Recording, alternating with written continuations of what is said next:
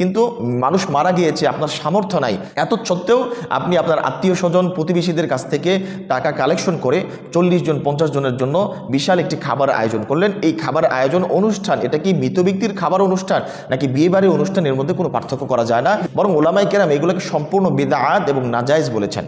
যদি এটা জায়েজই থাকতো তাহলে রাসূলুল্লাহ সাল্লাল্লাহু আলাইহি ওয়াসাল্লামের জীবদ্দশায় ওনার নিজের সন্তান মৃত্যুবরণ করার পরে উনি অনেক দিন জীবিত ছিলেন, কিন্তু উনি কখনো ওনার সন্তানের জন্য 3 দিনা 40 বা প্রতি বছর এরকম মৃত্যুবার্ষিকীর কোনো আয়োজন করেন নাই। এগুলো হলো একটি হিন্দুয়ানি সংস্কৃতি। হিন্দুদের মধ্যে যখন কোনো মানুষ মারা যায় তখন 3 দিন পরে একটা খাবার আয়োজন করে, এরপরে 40 দিন পর আবার খাবার আরেকটা আয়োজন করে, এবং তো এইগুলো থেকে আস্তে আস্তে আমাদের মুসলমানও প্রভাবান্বিত হয়ে তারাও হিন্দুদের মতো এই 3 দিনা 40 বাৎসরিক আয়োজন করে থাকে। কিন্তু ব্যক্তির শান্তি রুহে মাগফিরাতের জন্য হাদিসের মধ্যে আমল পাঠানোর কথা বলা হয়েছে।